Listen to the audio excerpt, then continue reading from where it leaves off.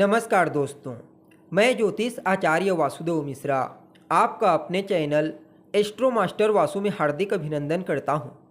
दोस्तों, आज का यह ज्योतिष का कार्यक्रम आप सभी कन्या राशि वालों के लिए दैत्य गुरु शुक्राचार्य के राशि परिवर्तन प्रभाव को लेकर बड़ा ही खास कार्यक्रम साबित होगा।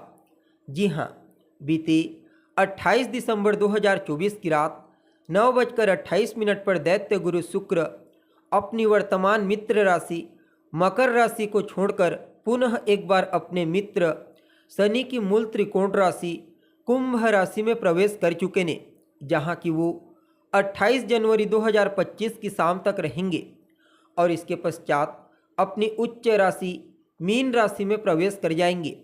तो ऐसे में आप सभी कन्या राशि वालों के लिए दैत्य गुरु शुक्र का यह राशि परिवर्तन कितना प्रॉफिटेबल साबित होगा, इस गोचर काल के दौरान शुक्र जीवन के किन किन क्षेत्रों में आपको शुभ परिणाम प्रदान करेंगे, तो वहीं कहां कहां पर आपको सावधानी बरतनी होगी और क्या उपाय शुक्र के इस गोचर काल के दौरान आपको करना चाहिए, सभी बातें विस्तार के साथ आपको बताएंगे। इसलिए वीडियो को लास्ट तक देखिए। और अगर आप अपनी जन्म कुंडली पर हमसे परामर्श लेना चाहते हैं तो आपको हमारा कॉन्टैक्ट नंबर स्क्रीन पर और डिस्क्रिप्शन बॉक्स में मिल जाएगा, जहां से आप व्हाट्सएप के थ्रू अपॉइंटमेंट लेकर अपनी जन्म कुंडली का बड़ी बारीकी के साथ अध्ययन करवा सकते हैं। अब देखिए, आप सभी कन्या राशि के जातकों के लिए शुक्र का यह गोचर आपकी राशि से छठे स्थान में हुआ है, अर्थात रोग, रिपु और ऋण के स्थान में।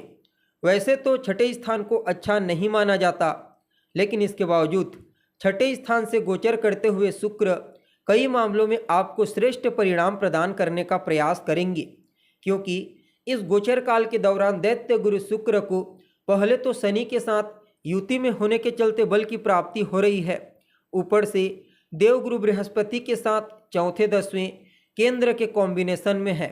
फलतः जहां एक तरफ आपके कुटुंब परिवार के मध्य श्रेष्ठता लाएंगे, आपसी मजबूती को और बूस्टिंग प्रदान करेंगे, तो वहीं दूसरी तरफ आपको विवेकवान बनाएंगे, अर्थात शुक्र के इस गोचर काल के दौरान आप अपने विवेक का सही तरीके से इस्तेमाल कर पाने में कामयाब होंगे। हालांकि यहाँ शुक्र कुछ मामलों में आपको दब्बू प्रवृत्ति का बना देंगे, लेकिन यह अच्छी बात है। क्योंकि लड़ाई झगड़ा वाद विवाद से बचना ही श्रेष्ठ माना जाता है, तो इन चीज़ों से आप बचने का प्रयास करेंगे। फलतः कोई भी प्रॉब्लम आपको इस समयावधि में फेस नहीं करनी पड़ेगी। ऊपर से शनि के साथ युति में है, फलतः आपके शत्रु, आपके प्रतिद्वंदी आपके सामने नतमस्तक हो जाएंगे। यूँ समझ लीजिए, शुक्र का यह गोचर काल आपको प्रबल शत्रुहंता बनाएगा। अगर आप इस समयावधि में अपनी ऊर्जा का सही तरीके से इस्तेमाल करते हैं तो निश्चित तौर पर जीवन के हर क्षेत्र में शुक्र और बृहस्पति, ये दोनों ग्रह आपको लाभ प्रदान करने का प्रयास करेंगे। अगर आप एक विद्यार्थी हैं और कोई कंपटीशन एग्जाम है आने वाले समय में, प्रतियोगी परीक्षा, तो वहाँ पर भी आपको श्रेष्ठ सफलता की प्राप्ति होगी। खेल कूद में भी आपका समय व्यतीत होने वाला है। आप अपने फिटनेस के ऊपर विशेष रूप से ध्यान देंगे।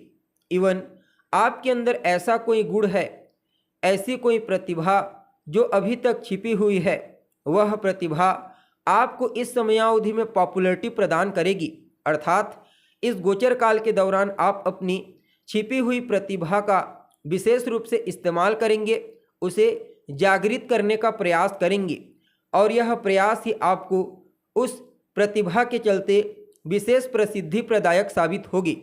बाकी धन की स्थिति मजबूत होगी। यूँ समझ लीजिए, आपके इनकम को बूस्टिंग प्रदान करने का प्रयास करेंगे। लेकिन 12वें भाव पर शुक्र की सीधी दृष्टि है और शुक्र स्वयं एक विलासी ग्रह है। फलतः इस गोचर काल के दौरान आपको अपने खर्चों पर नियंत्रण रखना होगा। बेमतलब की चीज़ों में, फालतू खर्चों में आप जितना ज़्यादा कटौती करेंगे, उतना ही ज़्यादा आपका फाइनेंशियल कंडीशन बैलेंस में बना रहेगा। अन्यथा थोड़ी बहुत गिरावट आपको महसूस हो सकती है। बाकी इस समयावधि में आपके मामा पक्ष को विशेष सुख समृद्धि की प्राप्ति होगी। आपके ननिहाल पक्ष को दैत्य गुरु शुक्र और बृहस्पति दोनों के दोनों मिलकर के कई प्रकार से मजबूती प्रदान करने का प्रयास करेंगे। इवन संतान को भी श्रेष्ठ सफलता की प्राप्ति होगी। अगर आपकी संतान कार्य क्षेत्र में एक्टिव है या फिर पढ़ाई कर रहा है तो निश्चित तौर पर संतान की सफलता से संबंधित कोई शुभ समाचार की प्राप्ति आपको होगी, या फिर संतान को लेकर कोई परेशानी थी, कोई चिंता का विषय था तो उस समस्या को दूर कर देंगे। वैसे तो व्यापारियों को भी इस गोचर काल के दौरान जबरदस्त लाभ प्रदान करने का प्रयास करेंगे, लेकिन जो लोग नौकरी करते हैं, चाहे फिर गवर्नमेंट सेक्टर में हो या फिर प्राइवेट सेक्टर, उनके लिए व्यापारियों की तुलना में समय को कुछ ज़्यादा ही प्रॉफिटेबल कहा जा सकता है।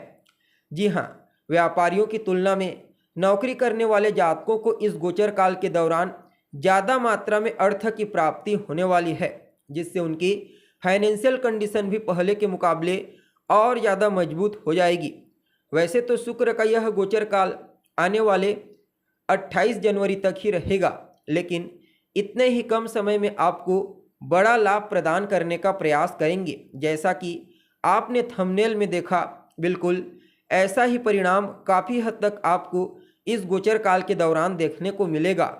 दैत्य गुरु शुक्र और बृहस्पति के साथ साथ शनि, ये तीनों के तीनों ग्रह मिल करके आपके जीवन की रूपरेखा को बदल कर रख देंगे। यूँ समझ लीजिए, कम समय में आपको बड़ा फायदा प्रदान करेंगे। कुल मिलाकर के आप सभी कन्या राशि के जातकों के लिए शुक्र का यह राशि परिवर्तन अत्यंत ही श्रेष्ठ साबित होगा। लेकिन फिर भी इस गोचर काल को और अनुकूल बनाने के लिए क्या उपाय आप कर सकते हैं? तो गाय की सेवा कीजिए, गाय को हरा चारा खिलाइए, गुड़ खिलाइए। खास करके बुधवार, गुरुवार और शुक्रवार के दिन अगर आप आटे की लोई गुड़ के साथ मिलाकर गाय को खिलाते हैं तो यह आपके लिए और फायदेमंद साबित होगा। जी हाँ, तो दोस्तों उम्मीद है आपको प्रोग्राम पसंद आया होगा। अभी के लिए बस इतना ही। पुनः मुलाकात होगी एक नए कार्यक्रम में। तब तक के लिए नमस्कार।